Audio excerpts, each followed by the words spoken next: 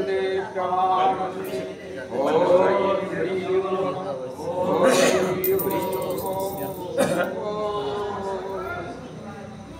বন্দে অহং শ্রী গুরু শ্রীযুতপদ কমলম শ্রী গুরুরং বৈষ্ণবাং সচিরূপসাগ্রজত সহগণ রঘুনাথং বিতং সুজীবং সাধুত পরিজন সহিত শ্রী রাধা কৃষ্ণ পাদান সহগণ ললিতা বিশোভং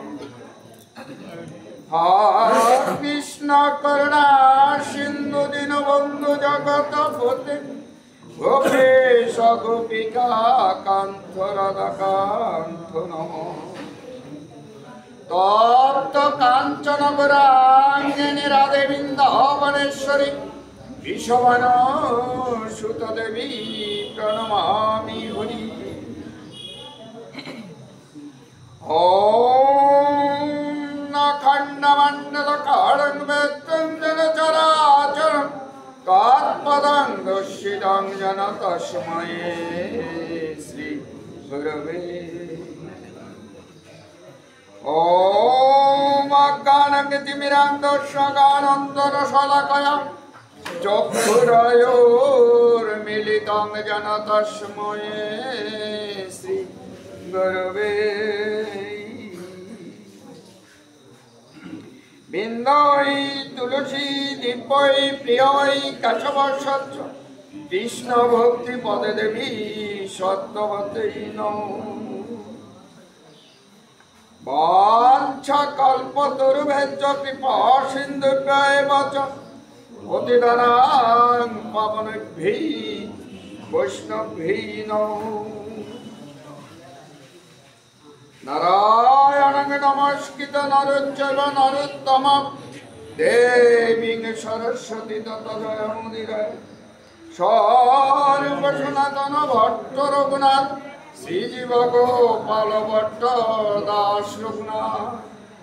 এই ছয় গোসারি চরণ করি বন্দন হইতে বিঘ্ননাশ কৃষ্ট।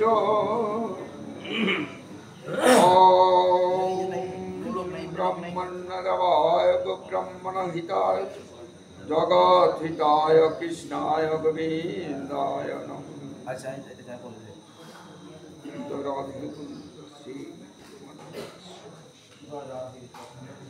হরে কৃষ্ণ। উপস্থিত সাধু সাধন বৈষ্ণব মণ্ডলী, আমাদের আজকে এই ভাগবতী যজ্ঞের প্রথম দিন, তার মানে দামোদর মাস। এই দামোদর মাসে আপনাদের সংকল্প হলো আপনারা 1 মাস ব্যাপী ভাগবত শ্রবণ করবেন। এই তো এই সংকল্পটা এখানে দিগুলি রাধা গোবিন্দের মন্দিরে 1 মাস ব্যাপী ভাগবত যজ্ঞ হবে। আর আমরা সেই ভাগবত শ্রবণ করব। মাসটির নাম হলো দামোদর মাস। এমনিতে আমাদের হিসাবে হলো কার্তিক মাস, নাকি? এই মাসের মাহাত্ম্য অনেক। এই মাসে কাত্যায়নী বধ, নিয়ম সেবাটা আরম্ভ হয়ে গেছে আরো আগের থেকেই বৈষ্ণবী মতে, গৌড়ীয় মতে। তারপর দামোদর, মানে কি? দামোদর মাসটা কেন হলো? দাম বন্ধন লীলাটা কৃষ্ণ এই মাসেই করেছিলেন। দাম বন্ধন মানে হলো কৃষ্ণকে বন্ধন করেছে তার মা যশোদা। কৃষ্ণের মায়ের নাম কি? যশোদা। যশোদায় বন্ধন করছে মানে বাঁধছে। কিসে বাঁধছে? উদরে। উদর মানি পেট। আমরা বলি না উদর মানি পেট। তাহলে বন্ধনটা হাতে হয় নাই, কোথায় হয়েছে? পেটে। মানি আমরা যেমন তিলক করতো বলি দামোদরায়, তার মানে এই যে 12টা অঙ্গে, দ্বাদশ অঙ্গে তিলক করি, 12টা নাম আছে। তো এই দামোদর যেখানে আসে সেটা আসে আমাদের পৃষ্ঠে, বলতে মেরুদণ্ড যারে কই নিচে এখানে কোমরে। তো বন্ধনটা আসলে হয়েছিল পেটে। বন্ধন দিয়েছে বলে বন্ধন হয়েছে, নইলে কৃষ্ণের বন্ধন করা যায় না। কি ভগবানকে বন্ধন করে এমন কোন শক্তি আছে একজনের, কার? যার ভক্তি প্রেম আছে, সেই গোবিন্দকে বন্ধন করতে পারে। যার ভক্তি আছে সে পারে, যার ভক্তি নাই সে কখনো গোবিন্দের পাশেও যাইতে পারে না। তাই যেমন কেশবায় নম, নারায়ণায় নম, মাধবায় নম, গোবিন্দায় নম, এইভাবে আমরা দ্বাদশ অঙ্গে দ্বাদশ তিলকের ফোঁটা করে যখন এখানে আসি তখন বলি দামোদরায়, তার মানে কার্তিক মাস। মাসের মধ্যে শ্রেষ্ঠ মাস অগ্রহায়ণ মাস, মার্গশ্রেষ্ঠ অগ্রহায়ণ। গীতায় বলছে ভগবান, আমি মাসের মধ্যে অগ্রহায়ণ, মানে পৃথিবীতে যত কিছু শ্রেষ্ঠ আছে এই শ্রেষ্ঠের প্রথমটাই হলাম আমি। তোমার ভিতরে যে একটা ভালো গুণ আছে, তোমার ভিতরে যে একটা সত্যগুণ আছে, সেটা আমি, কারণ আমি হইলাম সত্যগুণের অধিকারী। তুমি একজন ভালো গায়ক, সেটা আমি। তুমি একজন ভালো পাঠক, তাও আমি। তোমাকে দেখতে খুব সুন্দর, তোমার খুব সুখ্যাতি আছে, সেটা আমি। তুমি মনে করো না কখনো যে তুমি, তোমার গুণে তোমার এটা হয়েছে। হয়তো তোমার মাধ্যমে আমার রূপটা প্রকাশ, তার অর্থ হলো তুমি যাহা প্রাপ্য আমি তোমাকে তাই দিচ্ছি। যেমন অগ্রহায়ণ মাস, এই অগ্রহায়ণ, পৌষ, মাঘ, ফাল্গুন, চৈত্র, বৈশাখ, জ্যৈষ্ঠ, আষাঢ়, শ্রাবণ, ভাদ্র, আশ্বিন, কার্তিক, এই 12 মাসে মিলিয়ে আসি। এখানে হলো কার্তিক মাস, এখানে হলো দামোদর মাস। তো এই দামোদর মাসে কিছু নিয়ম কারণ আছে, এগুলো অবশ্যই আপনারা জানেন, এগুলা পালনও করেন। হয়তো কেউ পুরাটা করেন, কেউ কিছু করেন, কেউ একটু একটু করেন। এই তো করেন, তো করাটা বাদ নেই। এই দামোদর মাসে যদি ভাগবত শ্রবণ করেন খুব উত্তম। এখন এই ভাগবতটা যে আমরা শ্রবণ করব, ভাগবত কি? ভাগবতের জন্ম কোথায়? ভাগবত কেন? কি এ কি কোনো কিছু? একটা ভগবত আর একটা হলো ভাগবত। এখন ভগবত মানে ভগবান থেকেই আসছে ভাগবত, ভগবান থেকে আসছে ভাগবত। তাহলে ভগবান আর ভাগবত হইল এক, শাস্ত্র তাই বলে। তো আজকে আমরা প্রথম দিন ভাগবতটা কি একটু দেখি, আলোচনা করি, আস্বাদন করি। তারপর ভাগবতের ভিতরে কয়েকটা ভাগ আছে, যেমন কৃষ্ণের এবং কৃষ্ণের পার্শ্বদের এবং ওনার প্রসাদীদের উল্লেখ আছে। তারপর আবার যেমন দ্বাদশ স্কন্ধে আসি, কৃষ্ণের জন্মলীলাটাও হয়েছে। ভগবানের আবার জন্ম কিন্তু না, উনি দেখা যায় নরের মতো জন্মলীলাও করেছেন, তাই বলে উনি আমাদের মতো মানুষ নয়। এটা ভাবলে আমাদের অপরাধ হবে। তো আজকে প্রথম দিন আমরা একটু ভাগবতের সূচনা, ভূমিকা, ভাগবত কি বলতে চায় সেটাই একটু আস্বাদন করি। রাধে নাকি মালা মালা দিলে, মালা তিলক আগেই এগুলা ইয়ে করবেন। এ তো ভাগবতী প্রসাদ, মালাটা একজনে আসি দেন।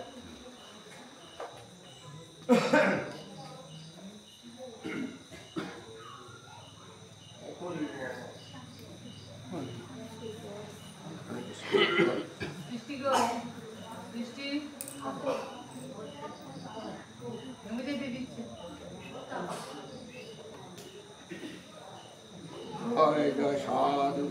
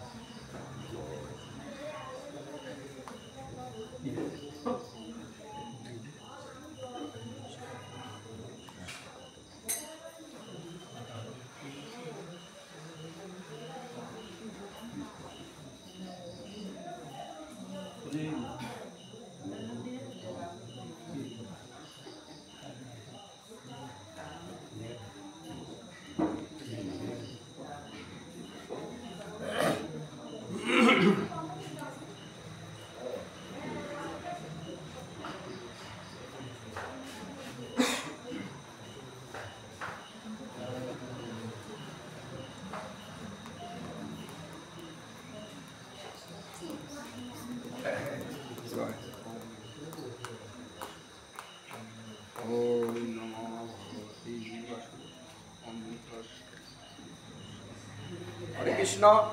শ্রীমদ্ ভাগবত বলছেন, ভাগবত হলেন আধ্যাত্ম পথিক রসিকজনের নিকট অনুপম, অতি উত্তম রসিকজন, যারা খুব রসিক, ভালো চুল, ভালো পোশাকধারী, ফিটফাট রাইটুই লাগানো রসিক লোক, হয়তো দুই হাতে দুইটা ঘড়ি গলাইছেন এরকম নাকি?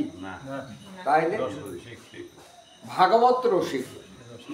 এখানে হলো যারা ভাগবত রসিক, যে ভাগবত কথাটা শুনলেই মনে হইল না সে একটা এমন একটা তৃপ্তি পায়, এমন কিছু পায় যে পৃথিবীর সর্বসম্পদ যেন সে পেয়ে যায়। তার মানে ভাগবত হইল ভগবান। তাই এখানে বলছেন আধ্যাত্মিক পথিক রসিকজনের নিকট কি অনুপম, অতি উত্তম। তাই বলছেন দিব্যনিধি স্বয়ং ভগবান শ্রীকৃষ্ণ প্রকৃত প্রতিনিধি। এই ভাগবতের প্রতিনিধি হলেন স্বয়ং ভগবান। বিশুদ্ধ বোধ বারিধি শ্রী ভগবানকে শ্রী ভগবানের প্রতিনিধি না বলিয়া স্বয়ং ভগবান বললেই তাহার পরিচয় যথার্থ হয়। তাইলে ভাগবত আর ভগবানের মধ্যে কোনো পার্থক্য নাই। শুনেন ভক্ত রসিকেরা, ভাগবত প্রত্যেকের ঘরে আছে, বেশিরভাগ ঘরেই আছে, বা ভাগবত যার ঘরে নাই সে হয়তো অন্য ঘর থেকেও অনুষ্ঠানে বা এইভাবে আমরা আনি কারে আনি তাও করো ভাগবত বই কেন আছে ইয়ান লইয়া। আসলে কথাটা সুন্দর হয় নাই, কথাটা এমনি হবে না। ভগবান আমাকে ভাবতে হবে যে ভগবান আমার ঘরে আসতেছে, বা আমি ইচ্ছা করছি ভগবান আমার ঘরে আসবে। তাহলে ভাগবত যেই ঘরে আছে ভগবানও। এখন ভাগবত কিনি, যদি 5 কান ভাগবত কিনলেন বা 20 কান ভাগবত, 1 কান ভাগবত 20 কান ভাগবত হয়। আমার কাছে 1 খান আছে 23 কান, 1 খানই ভাগবত, 23টা হইল তার পাঠ। তাইলে এই 23 কানকে যদি আমি 4 বেলা শুধু জলফুল দিয়া পূজা করি, এতে কি ভগবানের পূজা হবে? যদি আমি ভাগবতই না চিনি। আমাকে ভাগবত চিনতে হবে, ভাগবত চিনলে আমার কাছে পূজার কথা আসবে, যে ভাগবত পূজনীয়। তার মানে ভাগবত হইল স্বয়ং ভগবান। স্কন্দ পুরাণে শ্রীমদ্ ভাগবতের মাহিত্যে বলছেন, শ্রীমদ্ ভাগবত শ্রী ভগবান স্বরূপ এক। স্বরূপটা কি? স্বরূপ মানে নিজ রূপ, আমার রূপ, আমি স্বয়ং। যেমন স্বরূপ সনাতন ভট্ট রঘুনাথ, শ্রীজীব গোপাল ভট্ট দাস রঘুনাথ, এখানে স্বরূপ আছে। কার স্বরূপ? গৌরাঙ্গ মহাপ্রভুর স্বরূপ। ওনাকে স্বরূপ নাম রাখলেন, মানে আমি আর আমার এই যে দেখছ এ হলো স্বরূপ আমার এক। যেমন রাম ঠাকুরও বলছেন যে কবিল্লধামের মহারাজ যিনি হবেন তিনি সর্বদাই আমার এই স্বরূপ, মানে আমি যে রাম ঠাকুর আর কবিল্লধামের মহারাজ এক। কিন্তু ওই ডিঙ্গামানি বা যাদবপুর বা অমুক জায়গায় সেমুক জায়গায় যে রাম ঠাকুরের মন্দিরে অনেকেই আছে, বা অনেক গুরুদেবরাও আছে, ওনার বংশধররা আছে, ওনার ভাইয়ের ছেলেরা আছে, নাতি আছে, এরা কিন্তু আমার স্বরূপ না। স্বরূপটা হইল ডিঙ্গামানি, যিনি হরে কৃষ্ণ, যিনি কবিল্লধামের মহারাজ হন স্বয়ং। আর কবিল্লধামের মহারাজ যারা হয় তারা বেশি না, এই পর্যন্ত সব ব্রহ্মচারী। ব্রহ্মচর্য মানে হলো বিয়ে শাদী ওনারা করেন নাই, এমন লোককে সেখানের মহারাজ করা হয়।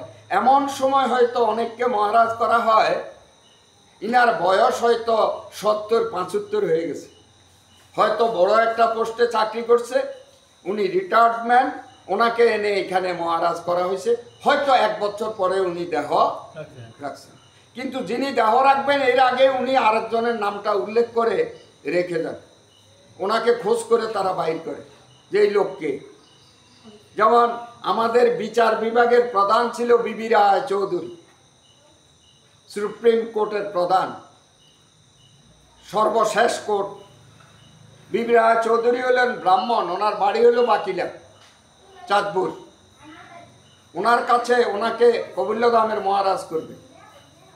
ওনার কাছে যখন আসলো উনি বলে, বাবা আমি ভালো করে ধুতিও করতে পারি না, আর কত দেশে গেছি, কত কিছু খাইছি, এখন আমি এই মহারাজ হবো কি করি?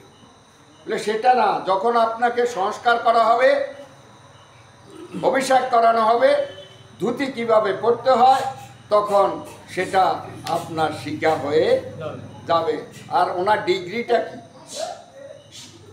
ওনার ডিগ্রি হলে উনি প্রধান বিচারপতি।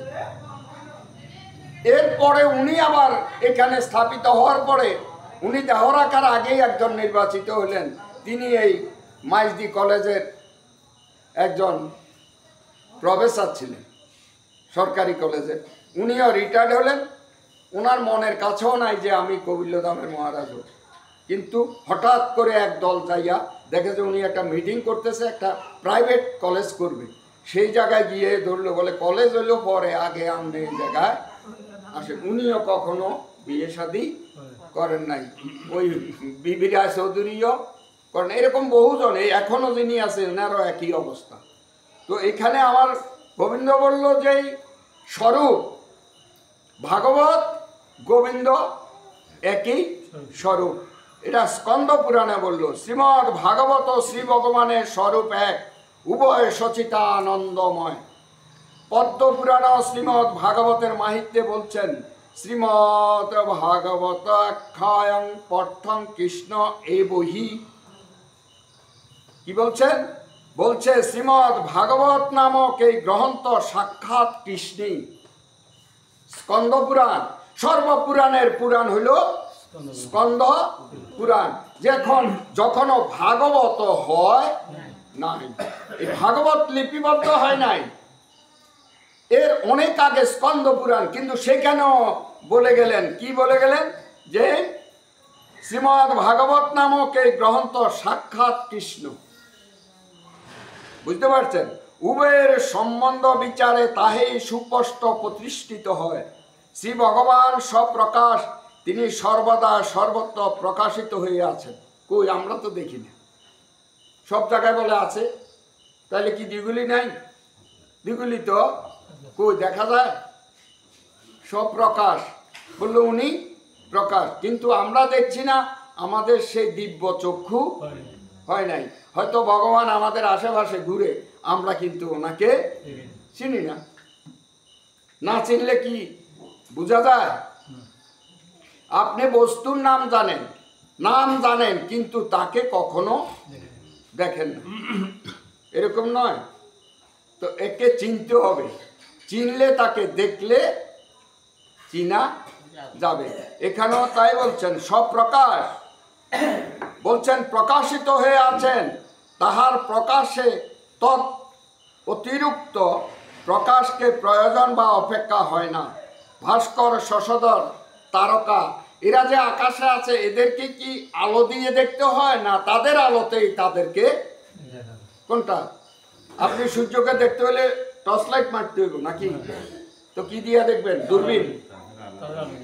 তার আলোতেই তাকে। আর চন্দ্র,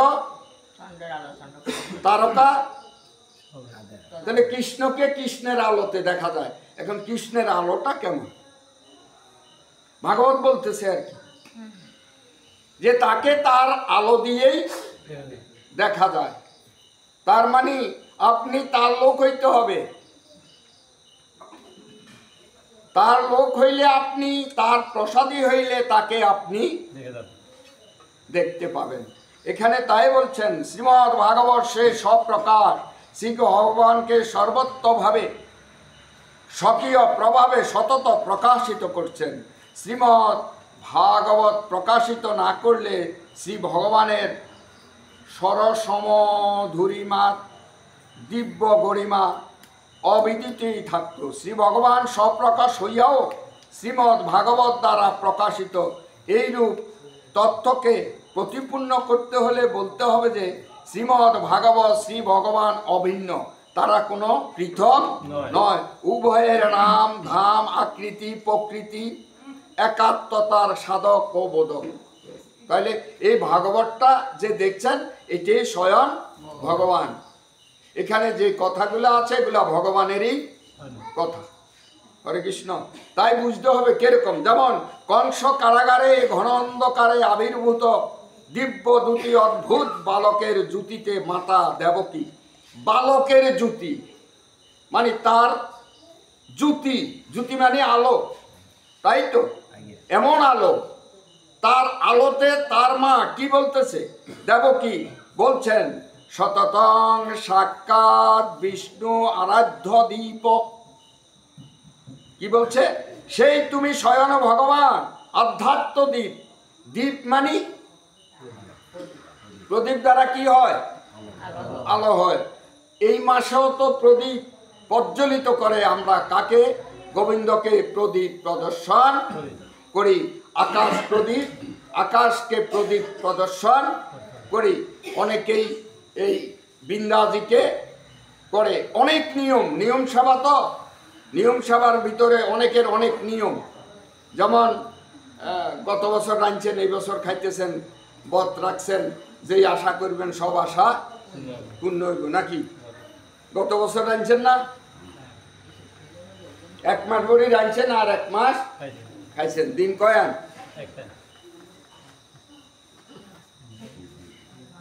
গতকাল তো ফেসা ভরি গেছে না অনেকে, ডাবল ব্রত। আগের দিন ব্রত শুক্রবারে হলো, হ্যাঁ, আশ্বিনে মাসে রাঁধছে, কার্তিক মাসে খাইছে। এখন আধ্যাত্মিক দিক, যেমন আধ্যাত্মিক তত্ত্ব, আধ্যাত্মিক কিছু আছে, আধ্যাত্মিকটা বুঝতে হবে। আধ্যাত্মিকটা কোন পথে গেলে তাহা বুঝা যায়। সোজা হাতাইলা কথা বলি, সেগুলা ধারণা করা যায় না। বাগর সম্বন্ধটা কোথায়? তত্ত্বের মধ্যে লেখছে বাগর সম্বন্ধ শ্রীগুরু পাদপদ্মে। এটা কি আসলে কি? শ্রীগুরু তো ভাগবত, তো শ্রীগুরু যদি ভাগবত হয় সম্বন্ধ সেখানে অবশ্যই আছে।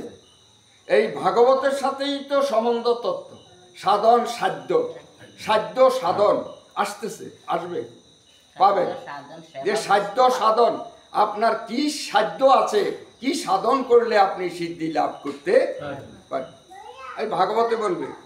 কংসের কারাগারে মা যখন বলল সততং সাক্ষাৎ বিষ্ণু আরাধ্য দ্বীপ, সে তুমি স্বয়ং ভগবান আধ্যাত্ম দ্বীপ, নমেশা কানন্যে শ্রী ভাগবত প্রবচনে ব্রতী শ্রীসুত শ্রী গুরুর প্রণামে বলছেন।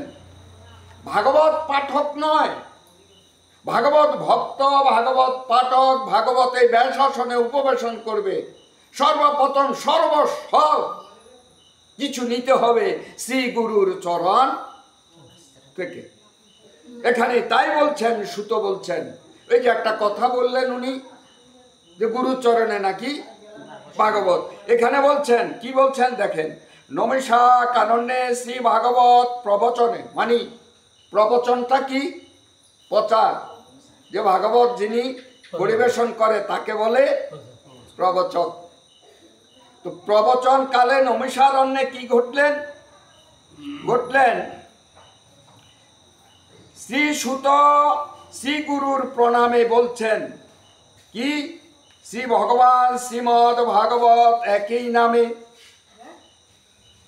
গুরু প্রণামেও উনি সেই কথাই বললেন যে আমার ভাগবত আর ভগবান এক, আধ্যাত্মদিক বলিয়া অভিহিত হওয়ার উভয়ে অভেদ ব্যবস্থিত হয়। ধামও উভয়ে এক, ওনাদের উভয়ের ধামও এক। যেখানে শ্রীমদ ভাগবতের বসতি সেখানে শ্রী ভগবানেরও বসতি। তাহলে ভগবান এখানে যখন ভাগবত 30 দিনের জন্য সংকল্পিত হয়েছে, তাইলে ভগবান এখানে আছেন। আপনার দুঃখ কি, সুখ কি, জ্বালা কি, যন্ত্রণা কি, বেদনা কি, কি পাইতে চান, কি করতে চান, এখানে ভগবান আছে। ভগবানের কাছে তা আরাধনা করেন, ভগবানকে বলেন, ভগবানই আপনারটা পূর্ণ।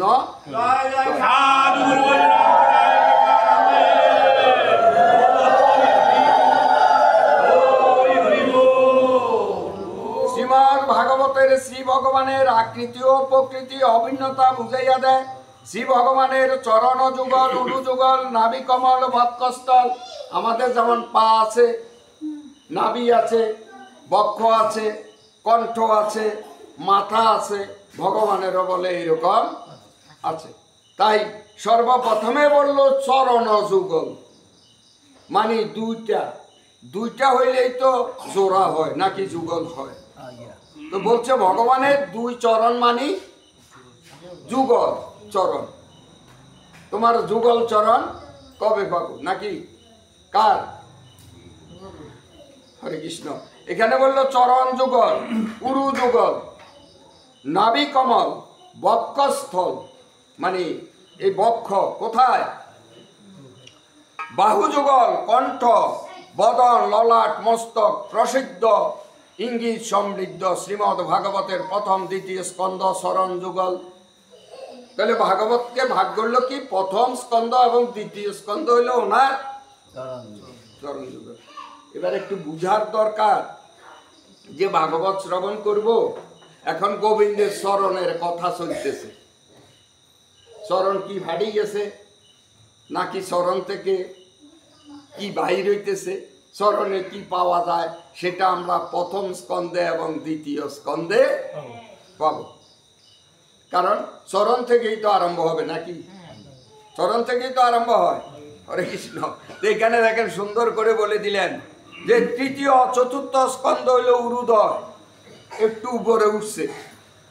তৃতীয় আর চতুর্থ হইল উরুদয়। আবার বলল পঞ্চম স্কন্ধ নাভি, 5 নম্বর স্থান হইল ওনার নাভি। ষষ্ঠ স্কন্ধ বক্ষস্থল, 6 নম্বরে হইল বক্ষ। সপ্তম অষ্টম স্কন্ধ বাহুদয়, বাহু মানি, তাহলে এই দুটা হইল 7 আর 8। এবার বলল কি নবম স্কন্ধ কণ্ঠ, 9 নাম্বার হইল কণ্ঠ। দশম স্কন্ধ সহাস্য বদন, তাহলে ভগবানের মুখটা হইল দশম স্কন্ধ। দশম স্কন্ধে এই ভগবানের আবির্ভাব লীলা। শ্রীকৃষ্ণের জন্মাষ্টমী আছে না, জন্ম হয় না, ইচ্ছাকৃতই তো জন্ম নেয়। সেটা হইল আমাদের কি বলল ওনার মুখ। একাদশ স্কন্ধ ললাট, ললাট বুঝেন তো, ললাটে কেশবায় নম, ললাট মানি কপাল নাকি। দ্বাদশ স্কন্ধ মস্তক, এ হলো দেহের সর্ব উর্ধ্বস্থান হইল মস্তক, হেড অফিস। এই হেড অফিসে সমস্যা হইলে সর্বদিকে সমস্যা। এটা হইল কি দ্বাদশ স্কন্ধ। তাহলে ভাগবত কয়টা স্কন্ধ? দ্বাদশ স্কন্ধ ভাগবত। এই যে ভাগ করে দিলেন, তাহলে এখানে ওনার প্রথম দ্বিতীয় পা, এইভাবে ওনার মাথা পর্যন্ত দেখাইলেন। তারপর কি করলো বলছেন দ্বাদশ স্কন্ধময় শ্রী ভাগবতের এইরূপ আকৃতি এবং প্রকৃতি বা স্বভাব প্রভা যেমন রহস্যময় তেমনি সৌন্দর্য মাধুর্যময়। সকল বিদ্যার নিধান বেদ পরম সত্য চরম তত্ত্ব সচিতানন্দময় পরম ব্রহ্ম আন্তরিক পরিচয় প্রদান করতে প্রবৃত্ত হয়ে বলছেন। কি বলছেন? বলছেন রস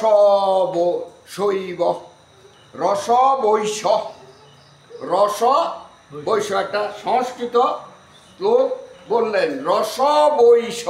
তার অর্থ কি? পরম ব্রহ্ম পরমাত্মা রসস্বরূপ। রস তো হইল কি ইক্ষুর রস, রসগোল্লার রস বা আমের রস, একটা ফলের মিষ্টি রস। ভাগবত আবার কোন রস? কিন্তু ভাগবত বলছে এটা সম্পূর্ণটাই রস। কার কাছে? আমার কাছে নয়। যে ভাগবত রসিক তার কাছে সেই রস। এই রসটা হলো আধ্যাত্মিক রস। হরে কৃষ্ণ। কি সুন্দর বললো, রসস্বরূপ বই নিশ্চিত সেই পরম ব্রহ্ম পরমাত্মা রসস্বরূপ। পরম ব্রহ্মকে, পরমাত্মাকে, আত্মা তাহলে জীবাত্মা না ভূতাত্মা, জীবাত্মা, পরমাত্মা, আত্মারাম, আত্মা রামেশ্বর। এখন এটা নাকি রসময়। আত্মাটা হইল বলল কি বলল, পরমাত্মা রসস্বরূপ, ইহা নিশ্চিত, একবারে নিশ্চিত মানি আর এটার কোনো চিন্তা করার কোনো কিছু একবারে ভাগবত বলতেছে ইহা নিশ্চিত যে পরমাত্মা হইল রস, ভগবানের আত্মা হইল রসময়। রস কিভাবে আস্বাদন করবেন খবর আছে, আপনার মুখের হাঁ যতটুকু গরসটাও হবে ততটুকু। আমার মুখের হাঁ হলো কম, পরিধি হলো কম, আমার গরস কি বড় হবে? তাইলে রসিক আমি যেমন, রসটাও আস্বাদন করব আমি তেমন। কোন রসিক? ভাগবত রসিক। দেখেন কি কি রস, আগেই রসের কথা বলতেছে। আরো কি বললো, বলছেন ইহা নিশ্চিত, এই তত্ত্ব তথ্যে, তত্ত্ব এবং তথ্য, একটা হলো তত্ত্ব আর একটা হলো তথ্য, একটু ব্যবধান আছে, বুঝতে পারছেন? তাই বলছেন তত্ত্ব ও তথ্যে সংশয়ে বিতর্কের বা বিপরীত ভগবানের কি ভগবান ভাবনার সম্ভাবনাও হইতে পারে না। কেউ যদি এটার বিপরীত কিছু ভাবেন সেটা ভুল হবে। ভাগবত বলে দিছে এরকম কিছু ভাবিয়ে না, তাইলে আপনার ভুল হবে। আপনি আরেকজন থেকে জানতে হবে না যে আমরাও তো এরকম যখন ভক্তরা একত্র হই অনেক রসের কথা নিয়ে আমাদের কাছে বিরূপের সৃষ্টি হয়, এরকম করিয়েন না, এটা করাটা হবে ভুল। বললো আরো বললো, যেমন পরম ব্রহ্মকে রসস্বরূপ বলিয়া বেদ এই রহস্য জানাইলেন। বেদ আমাদের সনাতন ধর্মের মূল।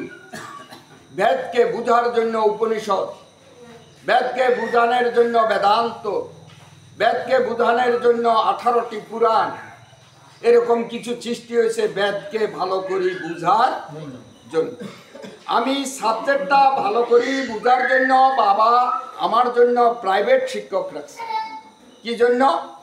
অঙ্ক আমি ভালো বুঝি না, আমার বেদ আমরা বুঝি না, বেদকে বুঝার জন্য 18 পুরাণের সৃষ্টি হলো, বেদাঙ্গ সৃষ্টি হলো, তবুও বেদ বুঝা যায় না।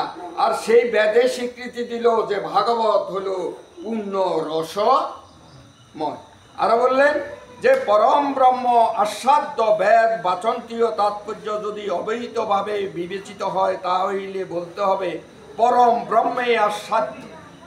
যেমন বায়ু ভুক, বায়ু ভুক মানে বাতাস খায় নাকি? বায়ু অর্থ হইল, তাহলে বায়ু ভুক মানে যে বাতাস খায়।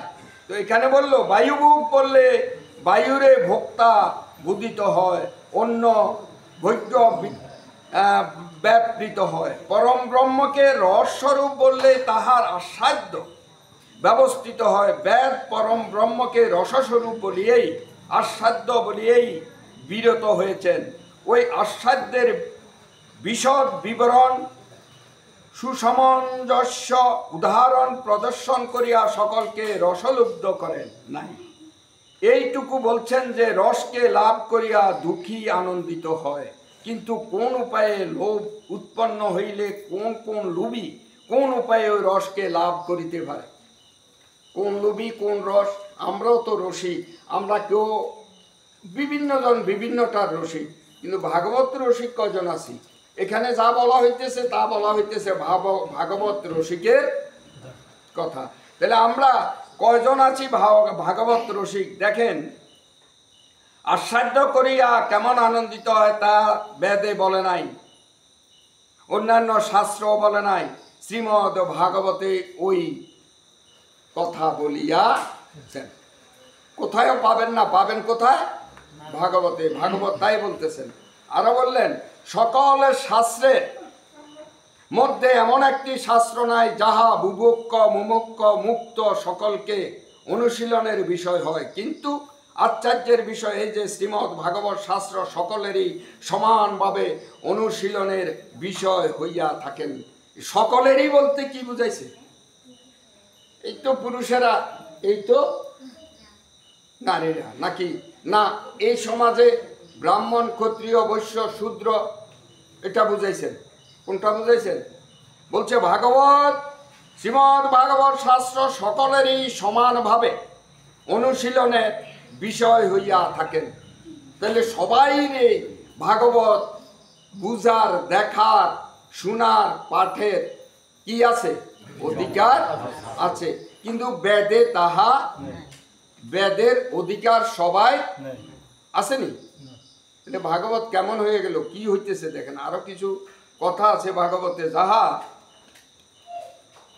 শ্রীমদ্ ভাগবত শ্রী ভগবানকে সরল সুন্দরভাবে প্রকাশিত করছেন। শ্রী ভগবানও শ্রীমদ্ ভাগবতকে সমানভাবে প্রকাশিত করছেন। শ্রীমদ্ ভাগবত শ্রী ভগবান অভিন্নভাবেই ছিলেন। শ্রী ভগবানের নাভি কমলদাত সুত ব্রহ্মা সুদিগ্গ তপস্যা পিতাকে প্রসন্ন করছেন।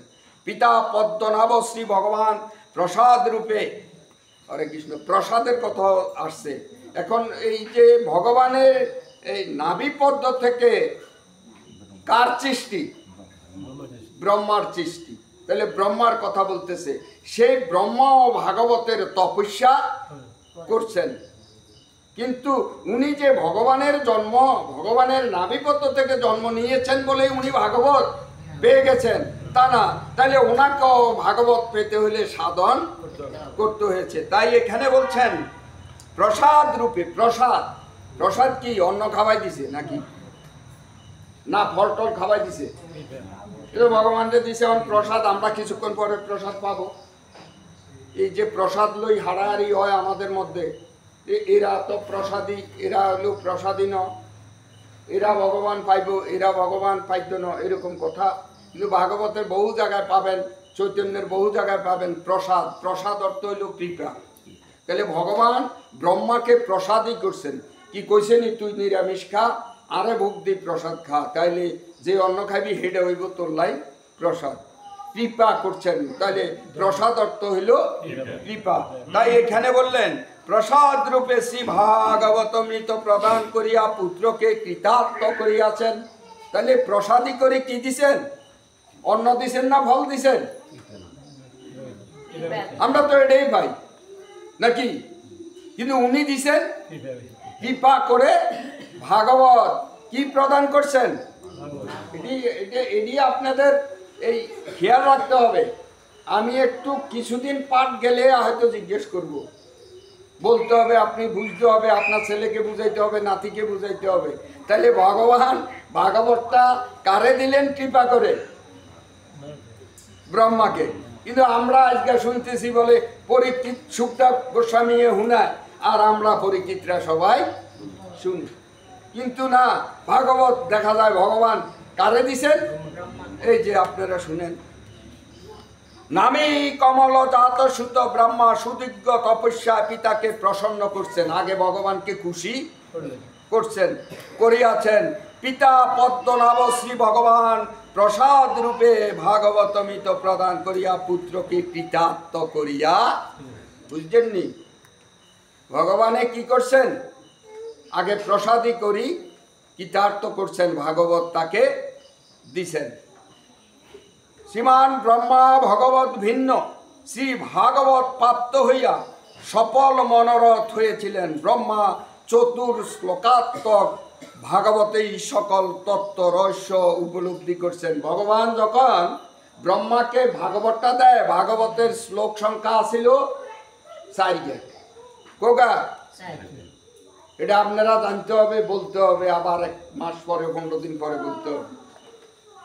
তাহলে প্রথম ভাগবত ভগবান চিন্তা করলো ভাগবতটা মরতে যাইতে হইলে আমার স্বপুত্র, আমার আনন্দের পুত্র, আমার প্রিয় পুত্র, আমার মন থেকে নাভি কমল থেকে যাকে সৃষ্টি করছিস তিনি হলেন ব্রহ্মা।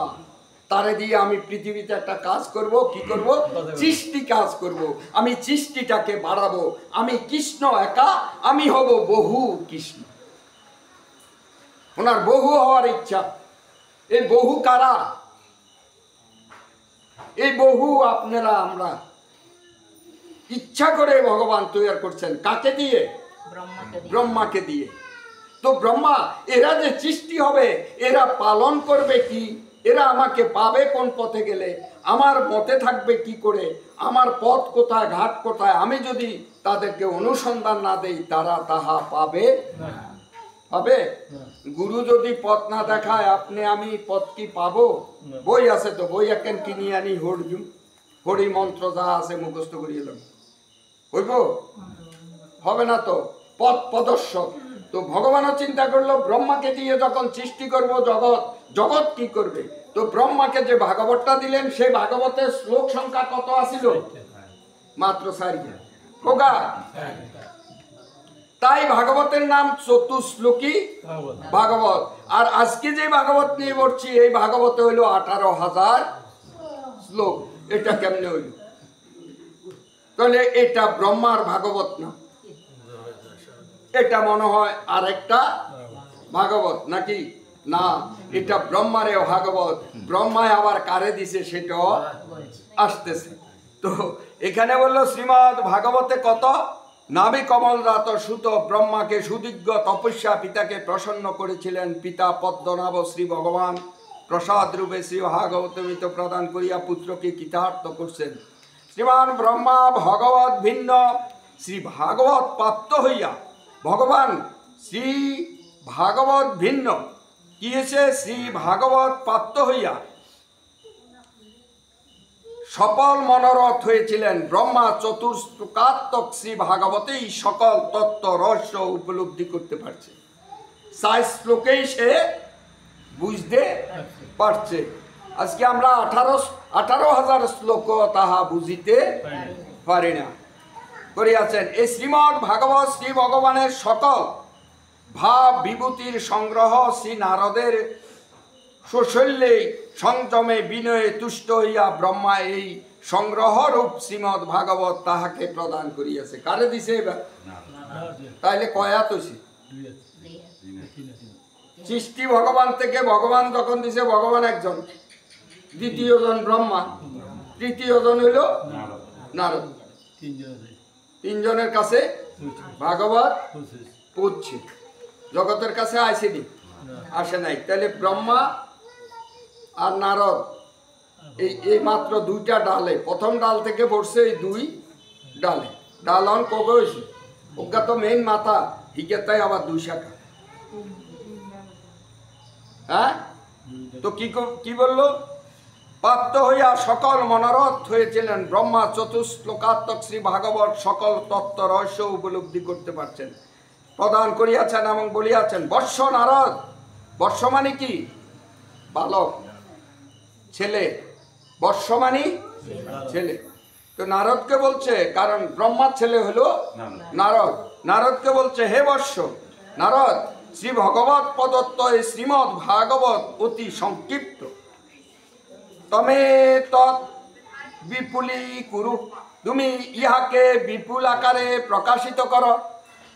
ইহা অত্যন্ত সংক্ষিপ্ত, কিন্তু তুমি ইহাকে বিপুল আকারে প্রকাশিত করো। বর্ষ, তুমি যথা হরই ভগবতী নিন্নাং ভক্তি ভবিষ্যতি সর্বাত্মখিলাধার ইতি সংকল্প বর্ণনয়। সর্বাত্ম সর্বাশ্রয় ভগবান শ্রী হরির সকল নরের ভক্তি যেন উৎপন্ন হয়। প্রত্যেকটা নরের যেন ভগবানের প্রতি ভক্তি কি হয়? উৎপন্ন হয়। তুমি সেই সম্ভারগুলা এখানে সৃষ্টি করো। আরো কি বললেন? এইরূপ সংকল্প করিয়া বিপুল আকারে বর্ণনা করবে। নারদ এই শ্রীমদ ভাগবত নিজ প্রিয় শিষ্য অমিত তেজা সম্পূর্ণ শ্রী ব্যাসকে প্রদান করলেন। তাইলে নারদের শিষ্য হইল ব্যাস। ব্যাস অবতার। ভগবান বলছে আমি ব্যাস রূপেও অবতার, অংশ অবতার। তাইলে কত নম্বরে যাই পৌঁছে? 4 নম্বরে যাইয়া পৌঁছে গেছে। মেইন এই হইল 4 জন, তাই না? ভগবান, ব্রহ্মা, নারদ, তারপরে নারদের পুত্র মানে শিষ্য ব্যাস। এখন কি করলেন? বেদব্যাস বাদরায়ণ শ্রীকৃষ্ণ দোপায়ন ভগবান শ্রী নারায়ণের অবতার। দেখেন এখানে বলছে উনি হলেন অবতার। হরে কৃষ্ণ।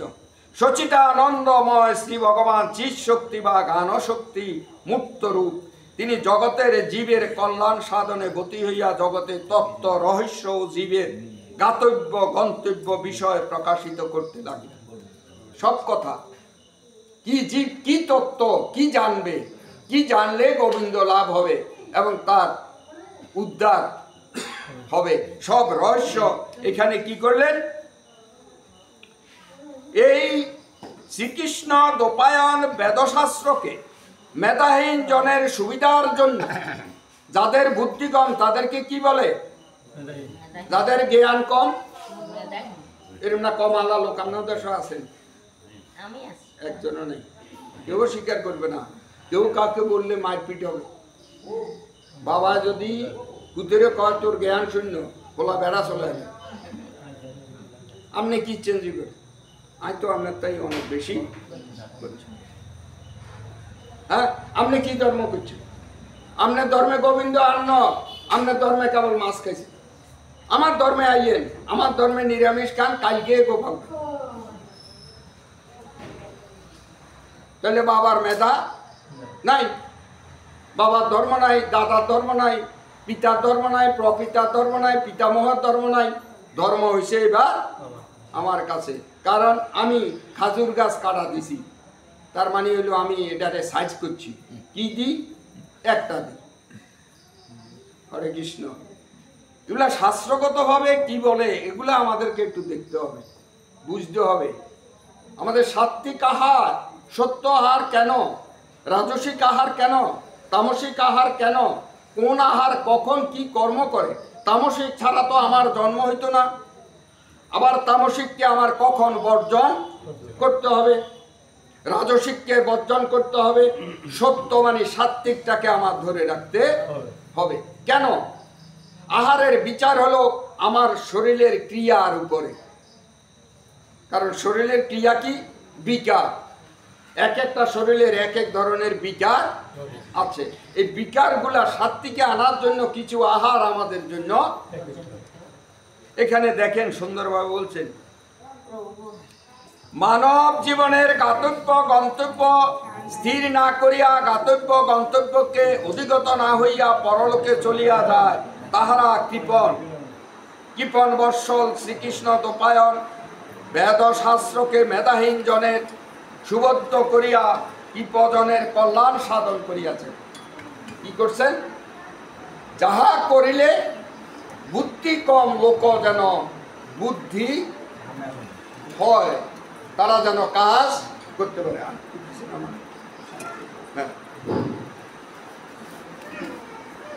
তাহারা কৃপণ, কৃপণ বৎসল শ্রীকৃষ্ণ দোপায়ন বেদশাস্ত্রকে মেধাহীন জনেরও সুবোধ করিয়া কৃপণ জনের কল্যাণ সাধন করছেন। যেমন বৈদিক কর্ম অনুষ্ঠানে সংযত জীবনযাপন চিত্ত শুদ্ধি হইবে। কি কাম করলে শরীর শুদ্ধ হইল, শরীর শুদ্ধ হইলেই যে ভগবানকে পাওয়া যাইব এরকম কোন, আপনি খুব শুদ্ধ বলে শুদ্ধ লোক, আমিও শুদ্ধ, আমি শুদ্ধ লোক দ্বারা কাজ করি তাইলেই যে ভগবানকে পাবেন এরকম কোন নির্দেশিকা ভাগবত দেয় নাই। দেখেন ভাগবত বলছেন চিত্ত শুদ্ধি হবে, অনুষ্ঠানটা কর্মের দ্বারাই কর্মাতীত হইবার সৌভাগ্য পাবে, এই চিন্তা করিয়া তিনি বেদ বিভাগ করলেন। বেদকে ভাগ করিয়া লেছে। বেদ কটা? ভাগ করাতে চারটা হয়েছে, বেদ কিন্তু একটাই। বেদ আমাদের আপনাদের বুঝার জন্য হলো চারটা, তার আরো বহু শাখা প্রশাখা আছে। আরো বললো যুক্তিপ্রিয় চিন্তাশীল ব্যক্তির জন্য ব্রহ্মসূত্র রচনা করিয়াছে।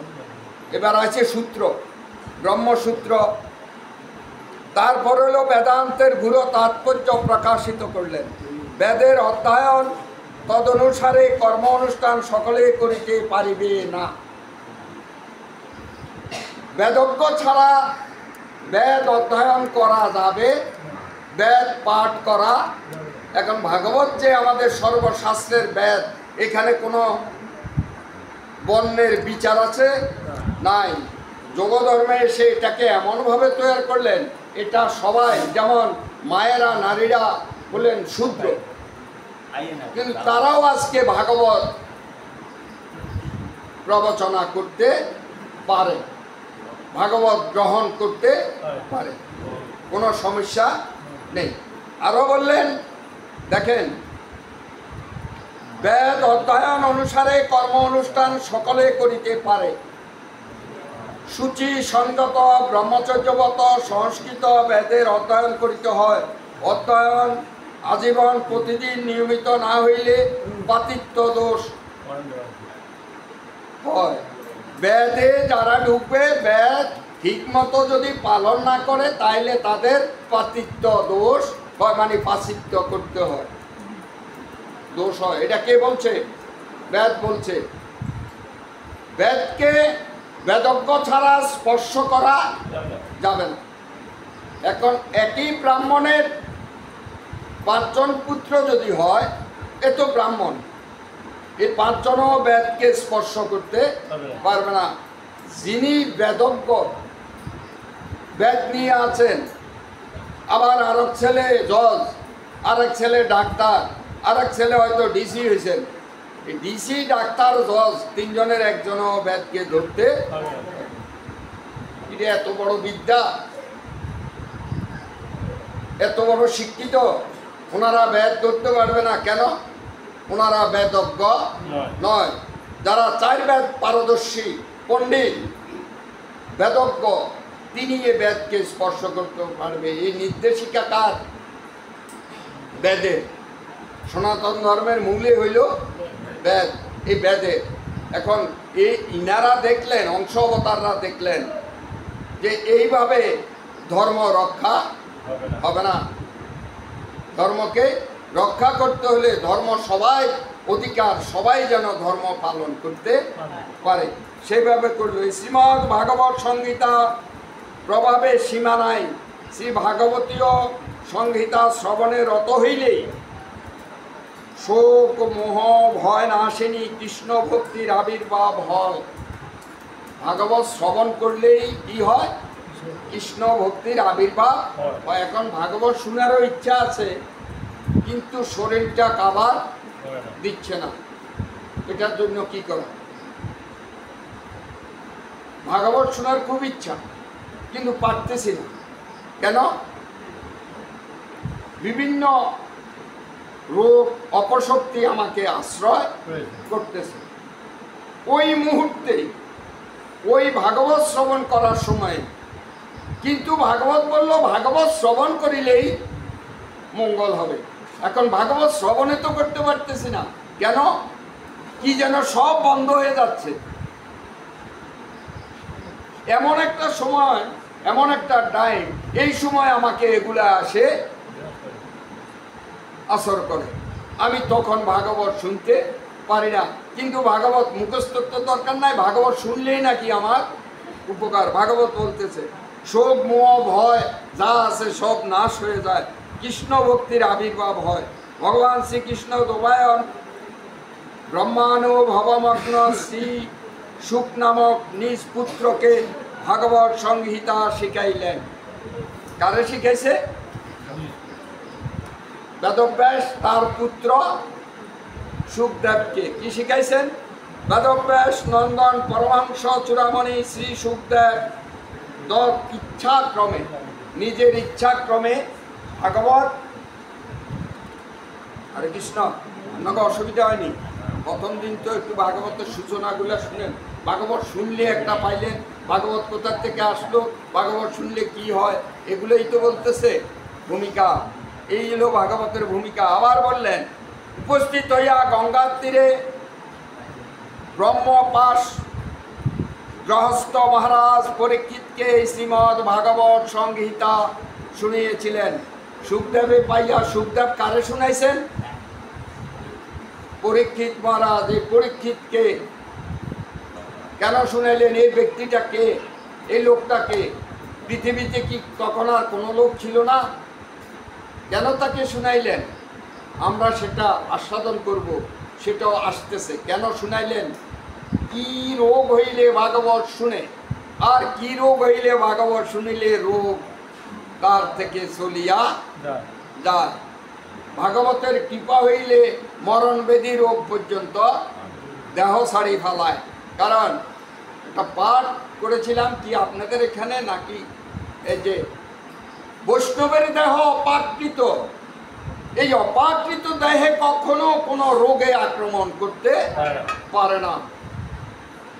না, ওটা ওই সয়ানিতে হয়েছিল বৈষ্ণব দিবস আমার বৈষ্ণব সত্তায়।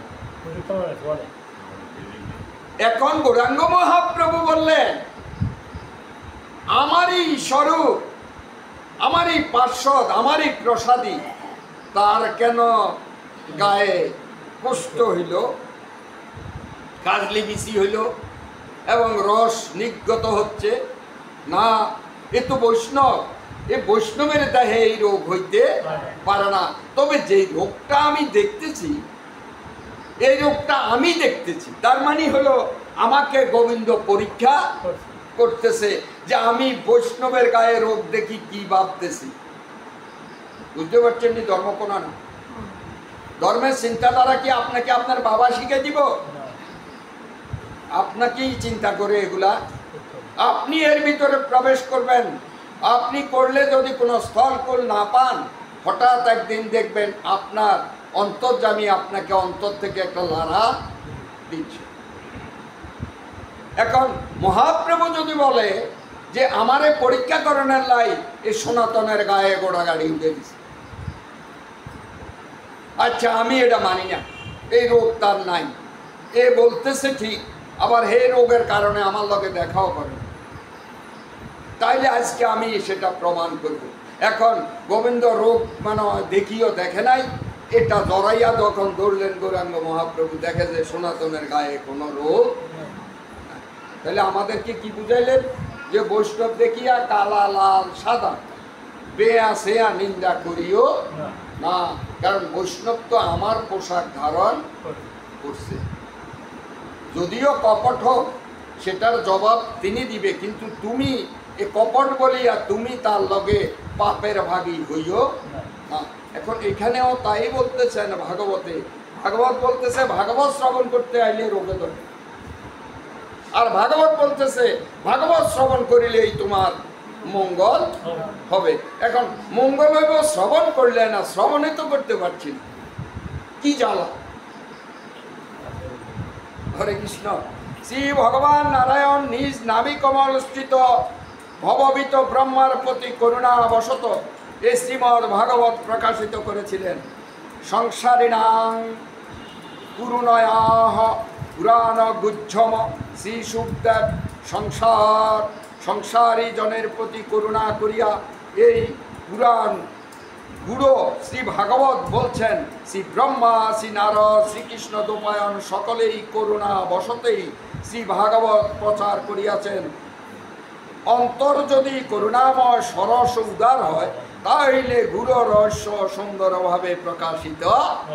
তাহলে বললো এরাও সবাই, ইনারা যে 4 জন 5 জন, ওনারা করুণা করেই ভাগবতটা আমাদের কাছে এই বোঝার মতো পথ করিয়া দিয়েছেন। হরে কৃষ্ণ। কত সময়, কত? হ্যাঁ, হরে কৃষ্ণ। আমরা তাইলে এই যে ভাগবত 4 জন আসলো, ভাগবতের গুরু রহস্য সুন্দরভাবে প্রকাশিত হয়, এই পর্যন্ত আজকে আস্বাদন করি। আগামী দিন আমরা তার বাকি অংশটা আস্বাদন করি। তো আমাদের মনে হয় একটা বাধা আছে, এখানে একটা মসজিদ আছে, ওই নামাজের পথ ছাড়া তো অনুষ্ঠান আরম্ভ করা যায় না। কেন? তাইলে সময়টা এই 8:30টার পরে হয়, 2 ঘন্টা 2.5 ঘন্টা যদি একটু আলোচনা করা যায়, তাইলে একটু একটা ধাপে গিয়া পৌঁছা। হরে কৃষ্ণ। আকাঙ্ক্ষা হইল তো ভাগবত শ্রবণ করার, ভাগবত শ্রবণ করবেন।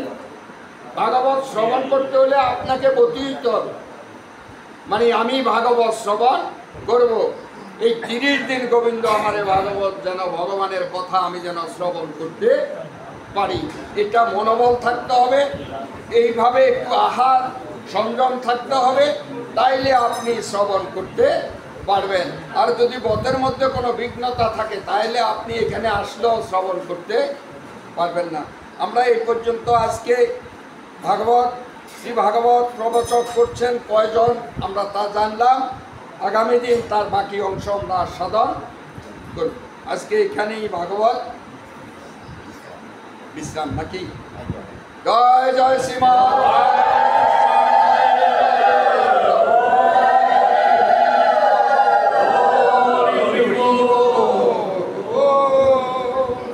জয় জয় সাধু গুরু বৈষ্ণব।